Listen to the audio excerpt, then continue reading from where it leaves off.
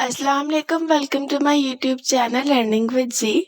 आज के इस लेक्चर में हम विजुअल यूनिवर्सिटी का कोर्स ENG 503 का टॉपिक नंबर 10 to 14 तक कवर करने वाले हैं। तो आप डे टू डे नहीं करें, चैनल को लाइक करें, सब्सक्राइब करें। Let's begin. लेसन नंबर 10 को देखें तो यहाँ बात की गई है methods and approaches of language technique 2। Topic इसका है the communicative approach, topic number 51। अब यहाँ बेसिकली बात ये कर रहे हैं कि इसमें जो कम्युनिकेशन है वो किस तरीके से हेल्प आउट करती है, या ये जो अप्रोच है ये हेल्प आउट करती है एक बंदे को या एक पर्सन को, ताकि वो लर्न कर सके कम्युनिकेशंस को और उसकी जो स्किल्स है उस पर अच्छी तरीके से वो अपनी कमांड लेके आ सके। ये जो अप्रोच है ये स्टार्ट हुई थी 1970 में, और ये अर्लियर लैंग्वेज टीचिंग मेथड का रिएक्शन था, जिसने बेसिकली अब ये जो पहली थ्योरी थी आपकी अर्लियर लैंग्वेज टीचिंग ट्रेनिंग, ये प्रायोरिटाइज करी थी आपकी मेमोरी ग्रामर रूल्स को। मतलब कि वो कहते हैं कि इसमें ग्रामर के जो रूल्स उन्हें मेमोराइज किया जाए, और रियल कम्युनिकेशन को वो इतना ज़्यादा प्रेफर नहीं कर रही थी। उसके बाद यहाँ पे इसके कुछ की पॉइंट्स आते हैं, जैसे कि इसमें मेजर इन्फ्लुएंसेस कौन सी थी। सो इसमें जो थी CLT में वो इन्फ्लुएंस थी बेसिक ब्रिटिश फंक्शनल लिंग्विस्टिक्स की। उसके अलावा अमेरिकन सोशल लिंग्विस्टिक्स और फिलोसफर्स थे, और उन्होंने चेंज किया था इसको पॉलिटिकल एजुकेशन लेवल पे यूरोप में। उसके अलावा काफ़ी ज़्यादा इसमें कुछ रोल्स भी प्ले किए गए इंपॉर्टेंट तरीके से। उसके बाद एम्स ऑफ CLT की बात करें तो यहाँ पे इसका मेन गोल CLT का ये है कि गुड कम्युनिकेशन डेवलप करती है, कॉम्पिटेंस मतलब कि कम्युनिकेटिव कॉम्पिटेंस डेवलप करती है आपके लर्नर्स में। उसके अलावा यूज़ ऑफ लैंग्वेज पे एम्फेसाइज करती है, जो कि आप कम्युनिकेशन में यूज़ करते हो, बस ये ग्रामर्स पर फोकस नहीं करती। उसके बाद स्ट्रॉन्ग एंड वीक CLT की बात की गई है। So strong CLT basically focus करती है यूज़ द लैंग्वेज पे, और जो वीक वाली है वो सेकंड लैंग्वेज पे फोकस करती है, मतलब कि सेकंड लैंग्वेज किस तरीके से गेन की जाए, पढ़ी जाए। उसके बाद यहाँ कुछ प्रिंसिपल्स की बात की गई है CLT के। अब इसमें क्या होता है कि इसमें आप फर्स्ट ऑफ ऑल लर्न करते हो थ्रू यूजेज एंड कम्युनिकेशन। उसके बाद ऑथेंटिक कम्युनिकेशन होती है, जिसको कि आपकी क्लासरूम एक्टिविटीज़ में यूज़ होती है। फ्लुएंसी इंपॉर्टेंट होती है, integration of different languages skills important होती है। उसके बाद लैंग्वेज में जो ट्रायल और एरर्स आते हैं वो भी इंपॉर्टेंट चीज़ है, और लर्निंग में आप ये सब कुछ चीज़ें अवॉइड करना सीखते हो। मेजर फंक्शंस ऑफ लैंग्वेजेस में जो हॉलिडे ने थ्योरी दी थी, इसमें उसने कहा था कि उसने इंक्लूड किया था इंस्ट्रूमेंटल्स को, रेगुलरिटी को, इंटरैक्शनल, पर्सनल, ह्यूरिस्टिक, इमेजिनेटिव और जो थे रिप्रेजेंटेशनल टाइप के जो फंक्शंस थे वो इसने इसमें इंक्लूड किए थे। लास्टली यहाँ पे बात की गई है एक्टिविटीज़ की। सो CLT की एक्टिविटीज़ बेसिकली होती हैं कि वो फोकस करता है कम्युनिकेशन प्रोसेसेस पे, जैसे कि इंफॉर्मेशन शेयर करना, नेगोशिएशन करना, उसके अलावा टास्क पे इंटरेक्शन करना, डायलॉग्स के थ्रू, रोल प्लेस के थ्रू, स्टिमुलेशन, या फिर जो आपके डिबेट्स होते हैं उसके रिगार्डिंग। लास्ट पे बात कर रहे हैं रोल ऑफ अ लर्नर। सो इसमें क्या हुआ कि जो लर्नर्स हैं वो एक्ट करते हैं एज ए नेगोटिएटर्स और उसके अलावा कॉन्ट्रीब्यूटर्स, ताकि वो लर्निंग प्रोसेस में पार्टिसिपेट कर सके। टीचर्स जो फैसिलिटेट करते हैं कम्युनिकेशन में, और एक्ट करते हैं एज एन ऑर्गेनाइजर, गाइड और रिसर्चर्स के तौर पे। और लास्टली इंस्ट्रक्शनल मटेरियल्स की बात करें तो यहाँ पे जो मटेरियल है उसको बेसिकली ऑथेंटिक होना चाहिए, रियल लाइफ सोर्स से होना चाहिए उसको, और उसमें visual aids like map, picture और चार्ट्स वगैरह भी इंक्लूड होने चाहिए। टॉपिक नंबर 52 देखें तो टास्क बेस्ड लैंग्वेज टीचिंग की बात कर रहे हैं। अब यहाँ पे क्या है कि टास्क बेस्ड लैंग्वेज टीचिंग जो है वो भी एक मॉडर्न अप्रोच है, जो कि आप यूज़ करते हो as a central unit of teaching. अब इसका मेन एम ये है कि ये अलाइन करती है टीचर्स को with the current theories of second language acquisition. Secondly ये कि ये रियल लाइफ कम्युनिकेशन नीड्स पर फोकस करती है। अब इसके कुछ की पॉइंट्स हैं। फर्दर अजम्पशंस की बात करें TBLT की, तो इसमें एज्यूम करते हैं कि ये एक पर्पसफुल टास्क है जो कि एम्फसाइज करता है कम्युनिकेशन पर, उसके मीनिंग पे, और लर्निंग को इफेक्टिव बनाता है। सेकेंडली ये कि ये टास्क जो है रिलेटेड होते हैं आपके रियल लाइफ कम्युनिकेशंस के साथ और आपके सीक्वेंस के साथ। और उसके बाद कॉन्सेप्ट ऑफ टास्क है। सो अब इसमें क्या होता है कि जो टास्क की एक्टिविटीज़ और गोल्स हैं वो यूज़ लैंग्वेज में बोले जाते हैं। उसके अलावा ये फोकस करते हैं मीनिंग पे, रियल लाइफ लैंग्वेज यूज़ पे। सिलेबस इन TBLT में इंक्लूड होता है आपका रियल वर्ल्ड टास्क, जो कि बेस करता है आपकी नीड एनालिसिस पे, पीडियोलॉजिकल टास्क बेस पे, और SLA थ्योरीज वगैरह पर। फर्दर टाइप ऑफ टास्क देख लें तो इसमें various type of task include होते हैं, जैसे कि problem solving, sharing experiences, decision making और मोर। और उसके अलावा इसमें आप डिज़ाइन करते हो, इंकरेज करते हो कम्युनिकेशंस को, इंटरेक्शंस को। Role of learner and teachers में क्या होता है कि जो लर्नर्स हैं वो रोल प्ले करते हैं अपने ग्रुप पार्टिसिपेंट्स पे, मॉनिटर्स पे, रिस्क टेकर्स पे और इनोवेटर्स पे। टीचर्स जो हैं वो सेलेक्ट करते हैं डिफरेंट किस्म के सीक्वेंस टास्क, प्रिपेयर करना किसी भी लर्नर को, रेज करना awareness of the language use के क्वेश्चंस। लास्ट में बात की गई है यहाँ पे टीचिंग मटेरियल एंड प्रोसीजर्स के बारे में। सो अब इसमें बेसिकली डिस्कस ये किया है कि किस तरीके से जो मटेरियल है वो डिपेंड करता है आपके सूटेबल क्लासरूम पर और उसके अलावा आपके प्रोसीजर्स में, जिसमें आपका प्री टास्क, टास्क और पोस्ट टास्क की एक्टिविटीज ऐड होती हैं। थर्डली यहाँ पे बात करें टॉपिक नंबर 53 में, द साइलेंट वे। अभी साइलेंट वे जो है ये एक अप्रोच है जहाँ पे जो टीचर्स हैं वो साइलेंट रहते हैं एज मच एज पॉसिबल, जितना वो साइलेंट रह सकते हैं, ताकि वो इनकरेज करें लर्नर्स को एक्टिवली प्रोड्यूस करने में लैंग्वेज। मतलब कि जाहिर सी बात है कि टीचर अपनी टांग अड़ाते रहेंगे हर काम में तो स्टूडेंट्स हेजिटेट करेंगे और वो प्रॉपर तरीके से अपनी इंग्लिश लैंग्वेज पे फोकस नहीं कर पाएंगे। अब फर्दर ये कि ये एम्फोसाइज करता है डिस्कवरी लर्निंग के प्रोसेस को, प्रॉब्लम सॉल्विंग को, और उसके अलावा इसमें आप फिजिकल ऑब्जेक्ट्स और विजुअल एड्स वगैरह भी यूज़ करते हो। अजम्पशंस की बात करें इसकी, सो अजम्पशंस में इसकी लर्निंग अकर होती है थ्रू योर डिस्कवरीज। इसमें फिजिकल ऑब्जेक्ट आते हैं, प्रॉब्लम सॉल्विंग जो मैं पहले बता चुकी हूँ आपको, और जो इसका साइलेंस है, मतलब जो आपकी थ्योरी का मेन मकसद है साइलेंस, चुप रहना, सो उसका जो साइलेंस है वो अलाउ करता है ताकि जो लर्नर्स हैं वो फोकस कर सके और डिस्कवर कर सके अपने लैंग्वेज पैटर्न्स को। अप्रोच ऑफ लर्निंग की बात करें secondly, so approach of learning में क्या बताया गया है कि ये फोकस करती है आपकी स्पिरिट की अंडरस्टैंडिंग पे of the language,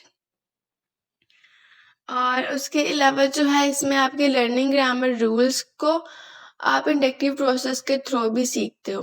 design and objective की बात कर रहे हैं further, so design and objective में क्या होता है कि इसका मेन एम ये है कि डेवलप करता है ओरल फ्लुएंसी को, करेक्ट प्रोनाउंसिएशंस को और बेसिक ग्रामर नॉलेज को भी। और लास्ट में यहाँ पे बात कर रहे हैं role of learner and teachers. और लर्नर्स जो हैं वो इंडिपेंडेंटली और रिस्पॉन्सिबल होते हैं अपनी लर्निंग के लिए। टीचर्स जो हैं वो एक्ट करते हैं एज अ फैसिलिटेटर, जिसमें वो प्रोवाइड करते हैं मिनिमल गाइडेंस और यूज़ करते हैं फिजिकल एड्स वगैरह। टॉपिक नंबर 54 में बात की गई है बायलिंगुअल मेथड। बायलिंगुअल सिंपल सी बात है जिसमें दो जुबानें यूज़ कर सकते हैं। बाय मीन्स टू और लिंगुअल मीन्स आपकी लैंग्वेज।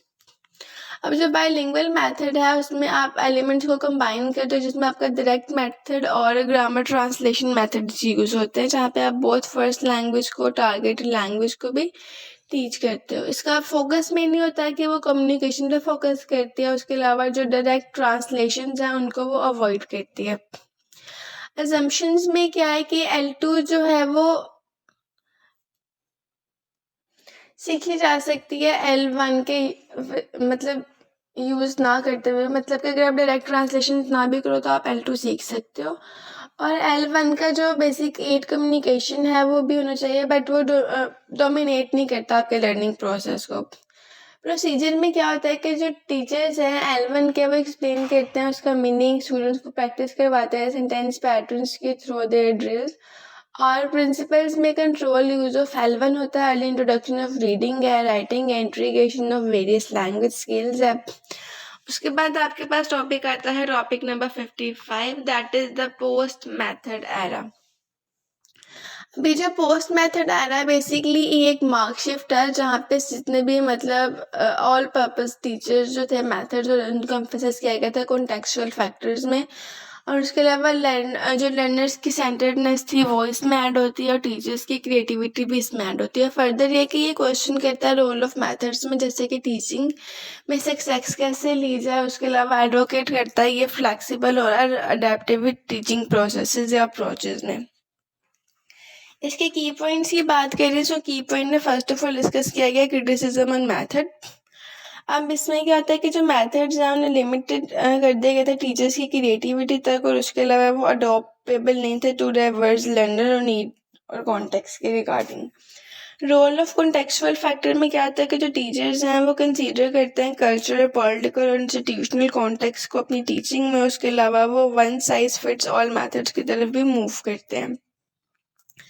कुरिकुलम डेवलपमेंट में क्या है कि टीचिंग मेथड जो है उसको एक बॉर्डर कुरिकुलम डेवलपमेंट प्रोसेस का पार्ट होना चाहिए। उसके अलावा उसे कंसीडर करना चाहिए as an educational planning decision. उसके बाद है बियॉन्ड अप्रोचेज एंड मेथड्स। तो इसमें क्या है कि जो टीचर्स हैं उनको डेवलप करना चाहिए अपनी टीचिंग अप्रोचेस को, जो कि बेस करती हैं आपकी अंडरस्टैंडिंग ऑफ इफेक्टिव टीचिंग, फिर लर्नर डिफिकल्टीज पर, सक्सेसफुल लर्निंग एक्टिविटीज वगैरह पर। टॉपिक नंबर 56 की बात कर लें यहाँ पर। सो बेसिकली जो कि लेसन नंबर 11 में है। तो यहाँ पे टीचिंग ऑफ लिसनिंग स्किल की बात करें तो फर्स्ट ऑफ ऑल आता है आपका लिसनिंग प्रोसेस टॉपिक नंबर 56 में। अब लिसनिंग प्रोसेस सिंपल सी बात है कि सुनने का प्रोसेस है। प्रॉपर जो उसमें डिस्कस किया गया टॉपिक में वो ये कि किस तरीके से आपकी जो लिसनिंग है वो डेली लाइफ में आपके लिए इंपॉर्टेंस रखती है। वेरियस मॉडल ऑफ लिसनिंग में इंटरेक्शन करती है, जिसमें आपके बाई डायरेक्शनल मॉडल आते हैं, यूनि डायरेक्शनल मॉडल आते हैं। उसके अलावा ऑटो डायरेक्शनल लिसनिंग आती है आपकी। फर्दर ये कि ये आउटलाइन करते हैं कि किस तरीके से जो स्टेजेस हैं वो इन्वॉल्व होते हैं आपके लर्निंग प्रोसेस में, जैसे कि रिसीविंग है, अंडरस्टैंडिंग है, रिमेम्बरिंग है, वैल्यूएटिंग है, रिस्पॉन्डिंग है। जस्ट लाइक कि अगर आप देखें तो बाई डायरेक्शनल में क्या होता है कि दो तरफ से जो आपकी लिसनिंग होती है वो यूनि डायरेक्शनल में वन वे होती है और ऑटो डायरेक्शनल में सेल्फ डायलॉग होता है। रिसीविंग में आपकी जो सेंसरी एयर है वो रिसीव करता है। अंडरस्टैंडिंग में आपका माइंड, आपके इमोशंस जो है सब कुछ आप समझते हो। रिमेम्बरिंग में आप थोड़ा सा उसको याद भी करते हो, एज माइंड आपके स्टोरेज बॉक्स के तौर पे भी परफॉर्मेंस देता है। वैल्यूएट करते हो बाद में उसकी आप पूरी बात को, फिर आप रिस्पॉन्स करते हो। टॉपिक नंबर 57 देख लो। तो यहाँ बात की गई है एक्सटेंसिव एंड इंटेंसिव लिसनिंग।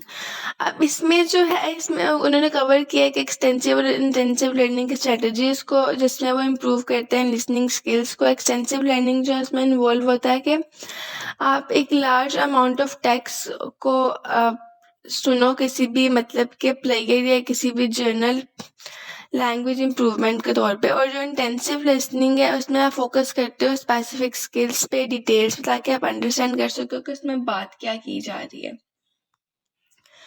और उसके अलावा ये जो टॉपिक्स है ये मेंशन करें डिफरेंट किस्म की एक्टिविटीज और मटेरियल जो कि आपके दोनों टाइप से रिलेटेड है।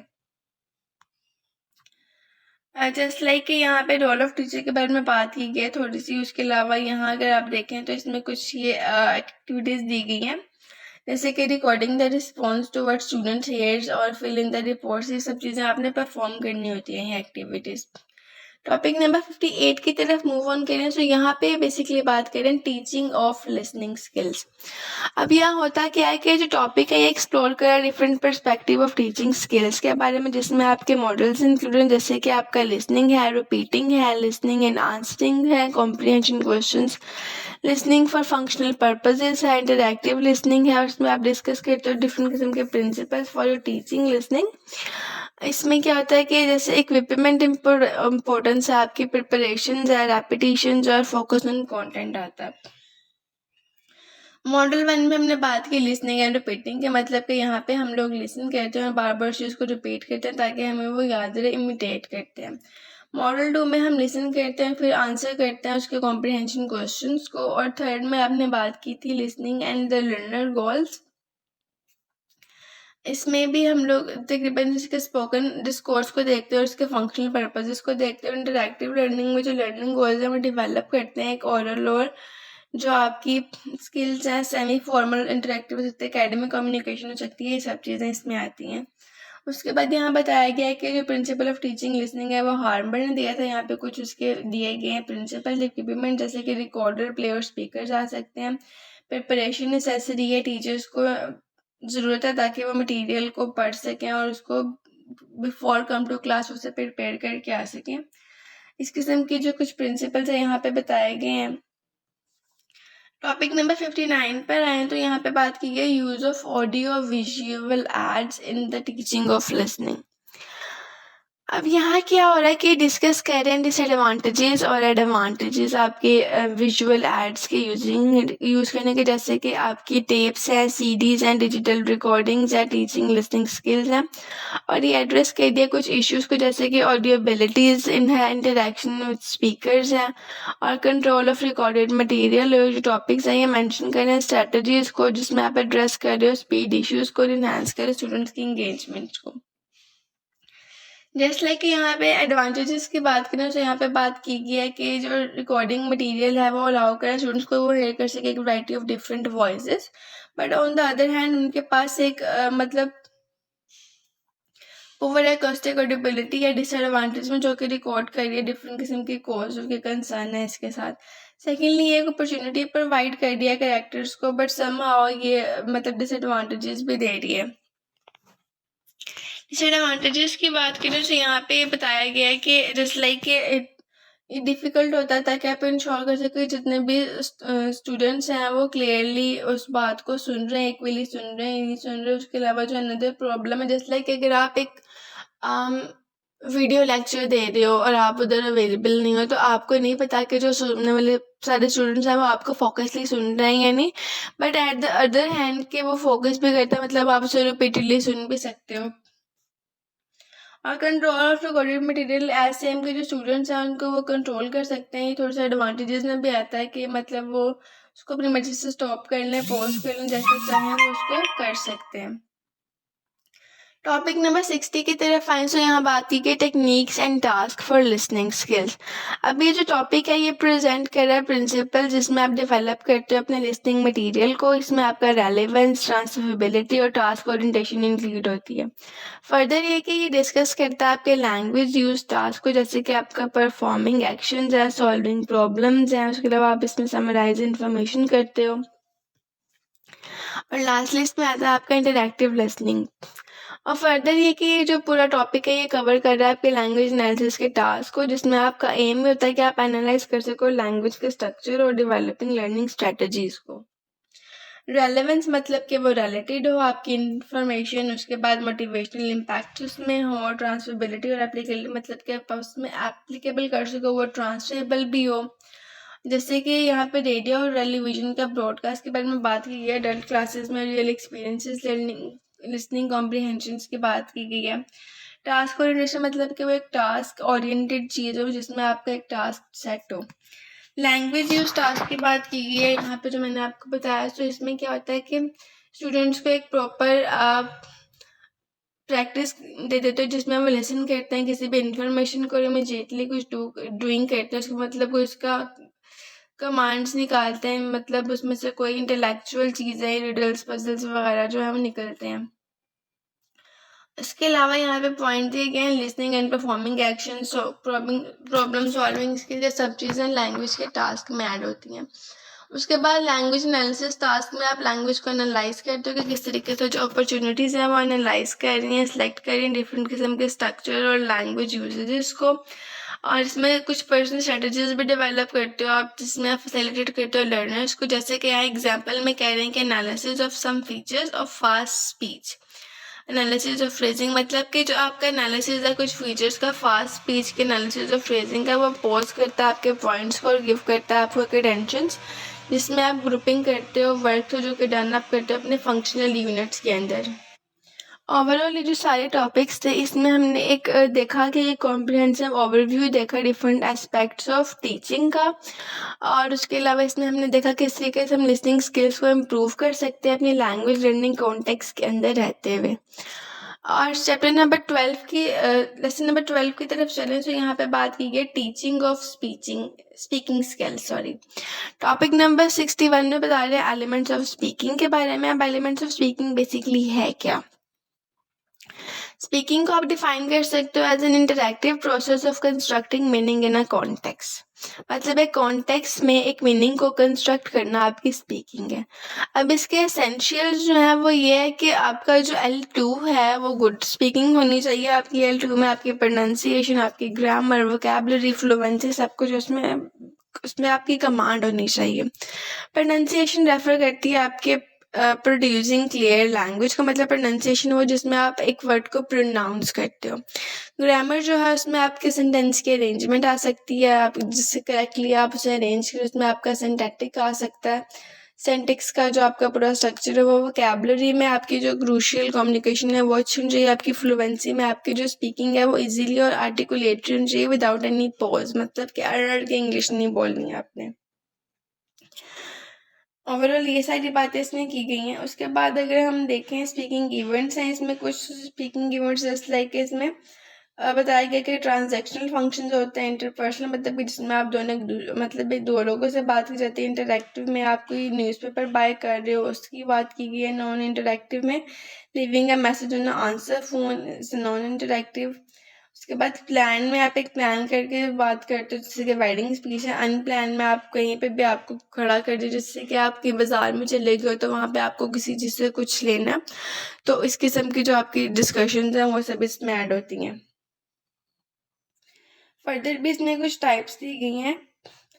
नेक्स्टली यहाँ बात करें टॉपिक नंबर 62 में टीचिंग ऑफ स्पीकिंग स्किल्स।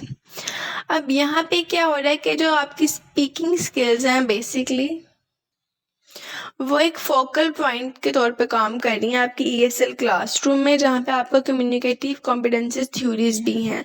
अब कैनल एंड सेवन के डायमेंशन ऑफ कम्युनिकेटिव कॉम्पिटेंस में इंक्लूड कुछ डिफरेंट किस्म के एस्पेक्ट्स हैं, जैसे कि इसमें ग्रामेटिकल, सोशल लिंग्विस्टिक है, डिस्कोर्स और स्ट्रेटजी कॉम्पिटेंस भी आता है।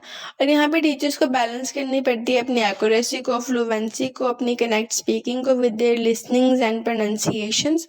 और वो इनकरेज करते हैं स्टूडेंट ताकि वो इनिशिएट कर सके कम्युनिकेशंस को और एवेल्यूएट कर सके अपने प्रोग्रेस के रिगार्डिंग।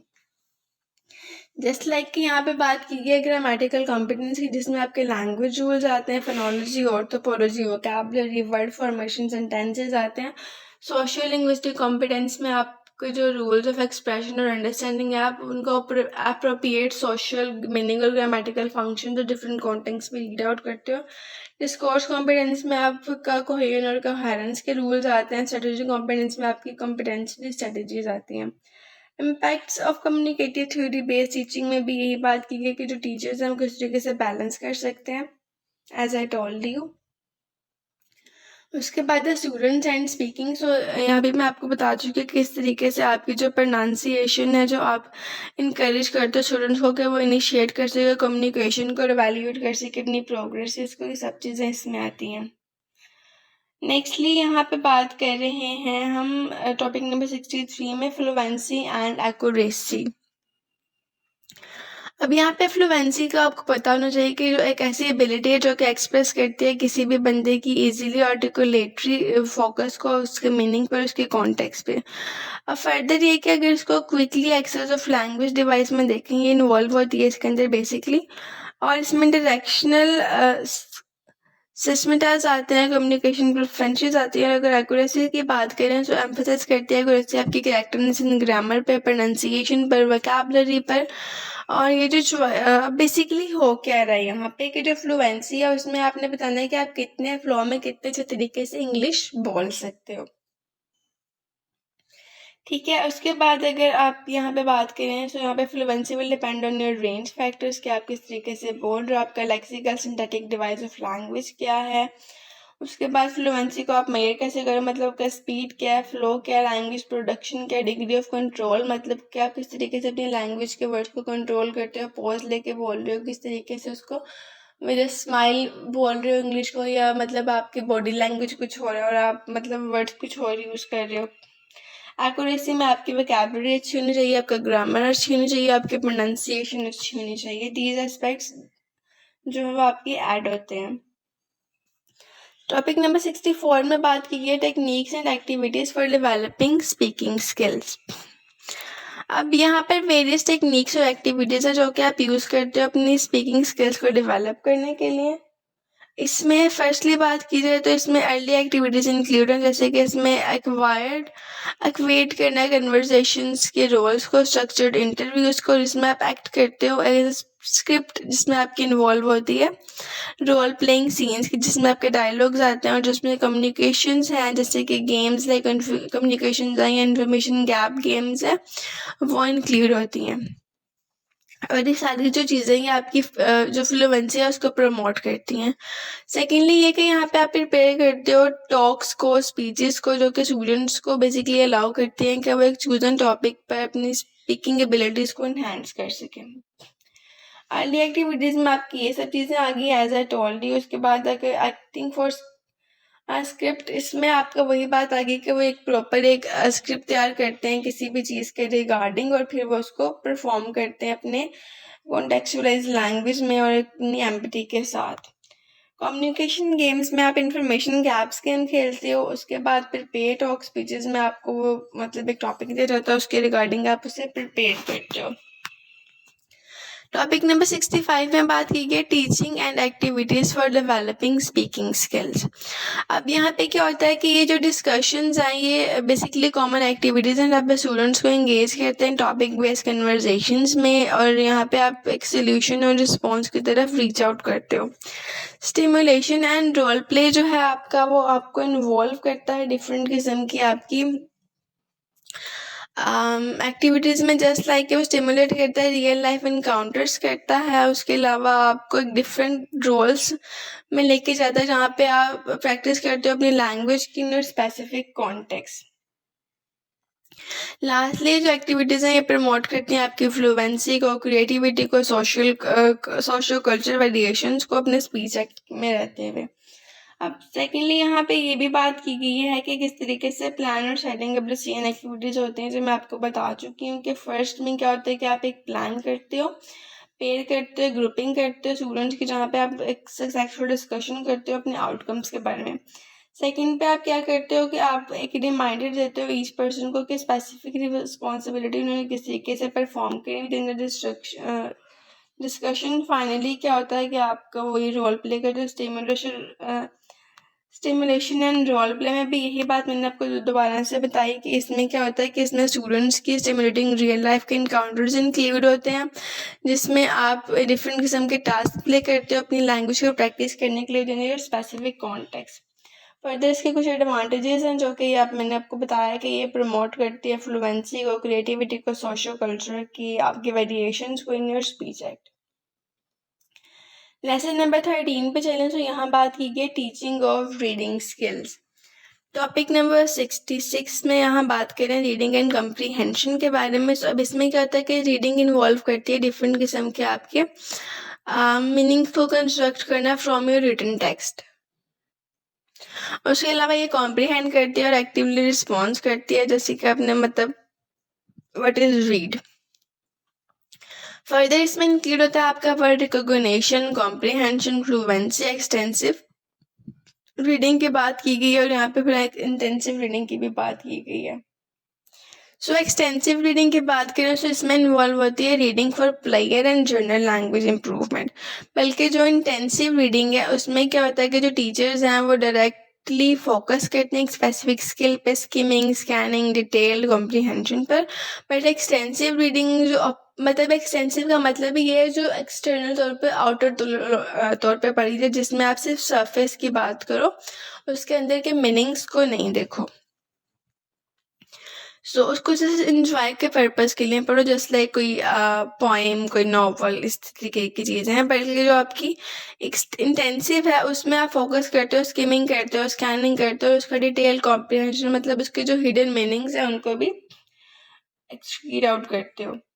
टॉपिक नंबर 67 में बात की गई है एक्सटेंसिव रीडिंग की। सो अब यहाँ पे दोबारा से उसी को डिस्कस कर रहे हैं कि मतलब यहाँ पे एक्सटेंसिव रीडिंग एक प्रैक्टिस ऑफ रीडिंग है जो कि लार्ज अमाउंट में आप किसी टेक्स्ट को रीड करते हो किसी एक्सटेंडेड पीरियड के लिए, और आपका एम बेसिकली ये होता है कि आप इसमें बिल्ड कर सको एकेडमिक रीडिंग एबिलिटीज़ को और लैंग्वेज इम्प्रूवमेंट को। फर्दर ये कि इसमें इन्वॉल्व होता है आपका इंटरेस्ट और लेवल अप्रोप्रिएट रीडिंग मटेरियल, मतलब कि इसमें आप सिर्फ ये देखते हो कि आपका इंटरेस्ट किस में, आप उसी चीज़ों को पढ़ते हो। जस्ट लाइक अगर आपका इंटरेस्ट नॉवेल्स में है तो आप नॉवेल्स ही पढ़ोगे, आप पोइट्रीज पढ़ना स्टार्ट नहीं कर दोगे।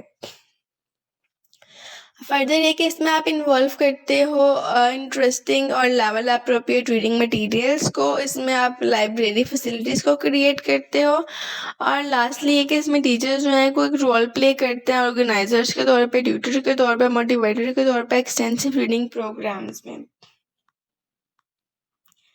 उसके बाद आपके पास आता है यहाँ पे इंटेंसिव रीडिंग के बारे में बताया गया in detail. So intensive reading basically क्या है कि इंटेंसिव रीडिंग इन्वॉल्व होती है reading in detail with specific learning with aim and task. मतलब कि आप एक चीज़ को रीड कर रहे हो, डिटेल में रीड कर रहे हो, बट आपका एम ये है कि आपने उसमें से कुछ डिफरेंट किस्म की स्किमिंग करनी है, स्कैनिंग करनी है और अपनी एक स्पेसिफिक इंफॉर्मेशन उसमें से निकालनी है। अब यहाँ पे बात क्या की गई, जस्ट लाइक कि अगर हम एक नॉवल पढ़ते हैं, जैसे कि एक शॉर्ट स्टोरी है शूटिंग एन एलिफेंट। सो अब इसमें हमने उसको पूरा पढ़ना है, इसलिए कि हमने उसमें से मेन निकालना है कि इसमें थीम क्या यूज़ हो रहा है। अगर आपको कहा गया कि इसमें से अपने थीम निकालना है, तो आप उसको तब पढ़ोगे कि उसमें एम्पीरियलिज्म यूज़ किया गया है, इस किस्म के जो कॉन्टेक्स्ट हैं वो इसमें यूज़ किए गए हैं। अब फर्दर यहाँ बात ये की है कि जो टीचिंग रोल है वो इंटेंसिव रीडिंग होती है। मतलब कि टीचर्स आपको ये कहते हैं कि इसमें से बताओ कि क्या बात की गई, क्लासरूम में इंक्लूड होती है और ये बिगेन होती है with in organiser, observer, feedback provider. इसमें आप प्रमोट करते हो और इन्हांस करते हो स्टूडेंट्स के पार्टिसिपेशन को और उसके अलावा उनके कॉम्प्रीहेंशंस को। टॉपिक नंबर 69 अगर देख लें, सो यहाँ पे बात की गई है टॉपिक नंबर 69 में strategies for developing reading skills. अब यहाँ पे क्या होता है कि इफेक्टिव लैंग्वेज इंस्ट्रक्टर जो वो हेल्प करते हैं स्टूडेंट्स को रीडिंग स्ट्रैटेजीज को डेवलप करने में, जैसे कि प्रीव्यूइंग है, प्रिडिक्टिंग है, स्किमिंग है, स्कैनिंग है, गेसिंग फ्रॉम द कॉन्टेक्स्ट है, पैराफ्रेजिंग और समराइजिंग है। अब इन सब में होता क्या है, बेसिकली प्रीव्यूइंग कहते हैं कि रिव्यू करना आपके टाइटल को, सेक्शन हाइडिंग को, फोटो कैप्शंस को, प्रिडिक्ट करना, जैसे कि इसमें आप यूज़ करते हो अपनी नॉलेज ऑफ योर सब्जेक्ट में, जिसमें आप प्रिडिकेट करते हो अपने कॉन्टेक्ट को और वोकैबुलरी को। प्रिडिकेट मतलब किसी चीज़ के बारे में अंदाज़ा लगाना। स्किमिंग और scanning I already told you कि इसमें क्या होता है। गेसिंग फ्रॉम द कॉन्टेक्स्ट मतलब फिर आप उसके कॉन्टेक्स्ट को देखते हो, फिर आप कॉन्टेक्स्ट मतलब उसके बैकग्राउंड, उसके हिस्टोरिकल बैकग्राउंड को देखते हो कि किस कॉन्टेक्स्ट में, किस बैकग्राउंड के साथ ही किस रेफरेंस का टेक्स्ट लिखा गया है। पैराफ्रेजिंग में आप क्या करते हो, आप दोबारा से उसको रीसेट करते हो उस इन्फॉर्मेशन को। समराइज में आप क्या करते हो कि उसको एक प्रॉपर समराइज करके उसको लिखते हो और फिर उसको एक प्रॉपर वे में लिखते हो कि इसकी समरी ये है। सेकेंडली यहाँ पे बात की गई है आपकी स्ट्रेटजीज के बारे में, जिसमें आपने इंट्रोड्यूस करवाई डिफरेंट किस्म की इसमें स्ट्रेटजीज इंट्रोड्यूस होती हैं थ्रू योर क्लासरूम। इसमें मॉडलिंग आती है, ग्रुप्स आते हैं, इंडिविजुअल एक्टिविटीज आती हैं और क्लोज एक्सरसाइजेज आती हैं, इनकरेजिंग स्टूडेंट डिस्कशंस आती हैं about your reading approaches. Topic number 70 में बात की गई है goals and techniques for teaching reading.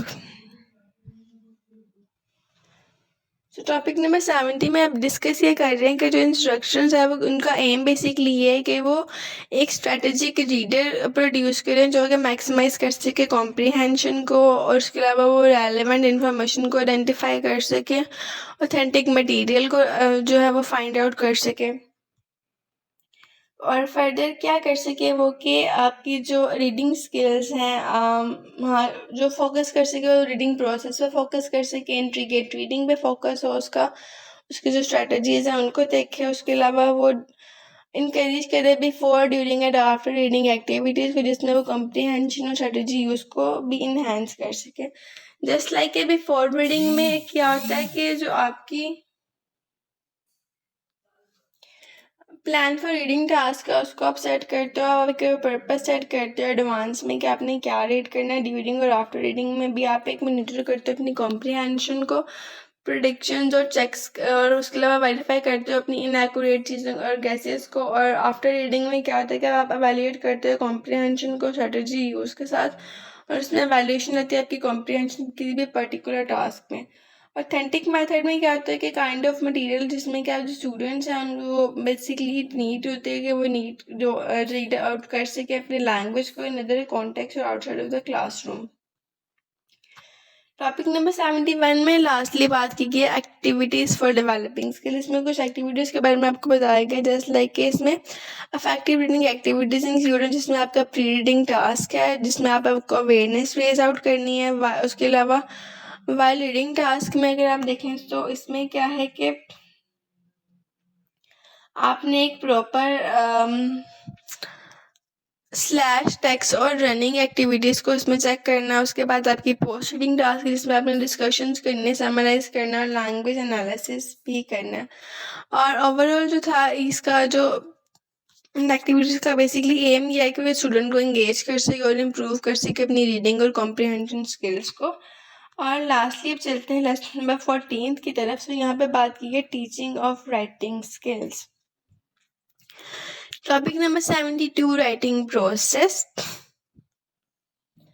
अब यहाँ पे हो क्या रहा है कि इसमें कुछ प्रोसेसेस इन्वॉल्व हैं जो कि रेफर करें स्टेप बाय स्टेप अप्रोच के साथ। पहली है आपकी प्री राइटिंग। इस फ्रेज में इन्वॉल्व करते हो आप प्लानिंग को, ब्रेनस्टॉर्मिंग को। यहाँ पे डिटरमिन करते हो कि किस तरीके से टाइप ऑफ राइटिंग करनी है, ऑडियंस क्या है, पर्पज ऑफ राइटिंग क्या है। इसमें आप जनरेट करते हो आइडियाज़ को और उन्हें ऑर्गेनाइज करते हो एक चार्ट और ग्राफिक ऑर्गेनाइजर्स में। रफ ड्राफ्ट बनाते हैं। उसके बाद सेकेंडली आप तो इसमें क्या होता है कि आपके जो राइटर्स हैं वो पुट करते हैं, या आप एज अ राइटर आप पुट करोगे उसमें आइडियाज़ होना your paper without worrying about your grammar और प्रोनाउंसिएशन। मतलब कि आपकी जो भी माइंड में थॉट्स, जो भी ख्याल आता है वो सारे आप एक पेज पे लिख दोगे विदाउट देखिए कि उसमें आपकी ग्रामर ठीक है या आपने वर्ड से लिखे हैं, आपने पंक्चुएशंस डाली हैं या नहीं। उसके बाद आप करते हो पीर एडिटिंग, जिसमें आप शेयर करते हो अपना ड्राफ्ट विद योर पीर्स, अपने दोस्तों के साथ, जो आप प्रोवाइड करते हैं फीडबैक, सजेशंस उसकी इम्प्रूवमेंट के लिए। Revise based on Pir feedback and self reflection. इसमें क्या होता है कि जो एक राइटर है या जो एक ऑथर है वो अपने ड्राफ्ट को फोकस करता है, दोबारा से उसे इम्प्रूव करता है, उसकी ऑर्गेनाइजेशन को, वॉइस को, वर्ड चॉइसेस को और सेंटेंसेस फ्लुएंसी को। एडिटिंग होती है। उसके बाद एडिटिंग में एक basically it's just like a editing के स्टेज में जो राइटर्स हैं वो करेक्ट करते हैं अपनी ग्रामर की मिस्टेक्स को, पंक्चुएशन की मिस्टेक्स को, मैकेनिक्स की जो अपनी मिस्टेक्स हैं उनको इंश्योर कर देंगे जो राइटिंग है वो फ्लो कर रही है कन्वर्जेशन ऑफ द लैंग्वेज को। और फाइनल ड्राफ्ट में क्या होता है कि एक राइटर प्रोड्यूस करता है एक पॉलिश्ड वर्जन ऑफ राइटिंग को, और इसमें आप इनकॉर्पोरेट करते हो अपने जो हैं जस्ट लाइक के जो चेंजेस हैं आपकी एडिटिंग स्टेजिंग में उनको भी देखते हो आप। लास्टली यहाँ पे बात कर रहे हैं पब्लिशिंग की। सो फिर आप फाइनल स्टेज क्या होता है आपका, क्या पब्लिश करते हो अपनी राइटिंग को विद एन ऑडियंस, और ये आपके थ्रू आउट ट्रेडिशनल पब्लिकेशन हो सकती है, फॉर्मेट और मॉडर्न मीडियम्स हो सकते हैं, मल्टीमीडिया प्रेजेंटेशन हो सकती है, और ऑनलाइन प्लेटफॉर्म्स पर भी आप कर सकते हो। टॉपिक नंबर 73 में बात की गई है अप्रोचेस टू राइटिंग। अब इसमें क्या है कि इसमें डिफरेंट किस्म के अप्रोचेस बताई गई हैं राइटिंग स्किल्स के रिगार्डिंग। फर्स्ट ऑफ ऑल हमारे पास आता है इसका प्रोसेस और प्रोडक्ट।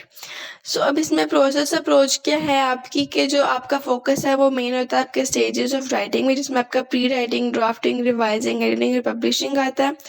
जॉनरा अप्रोच की बात की गई जिसमें आप एम्फेसिस करते हो different type of writing genre, जिसमें आपका नैरेटिव है, डिस्क्रिप्टिव है, एक्सपोजिटरी, एक्सप्लोरेटरी, डिफरेंट किस्म की कन्वेंशंस आती हैं।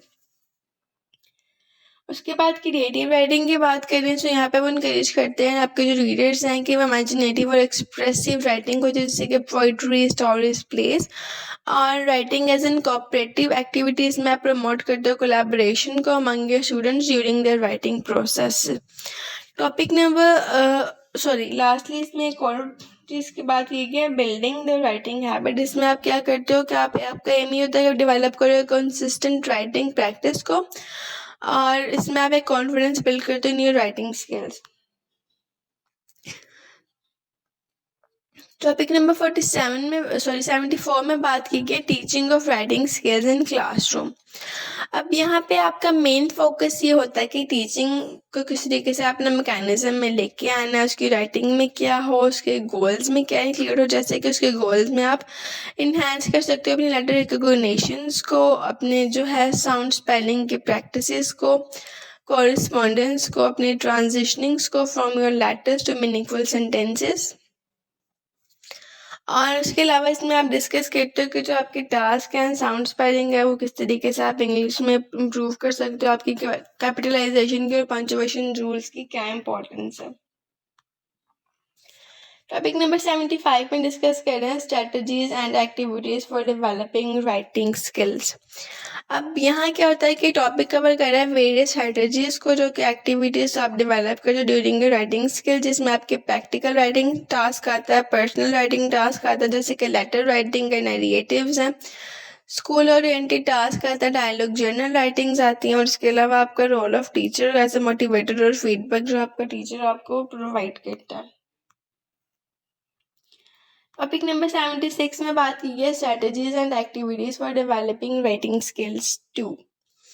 अब यहाँ पे भी ये बात है कि टॉपिक जो है डेवलप कर रहा है आपके डीपर स्पेसिफिक स्ट्रेटजीज और एक्टिविटीज़ में, जहाँ पे आप डेवलप करते हो राइटिंग स्किल्स को, जैसे कि brainstorming, listening, clustering, free writing, revising, editing, role play writing, post cards, text lingo और रोल ऑफ अपील और इंटरेक्शन ऑफ इम्प्रूविंग राइटिंग।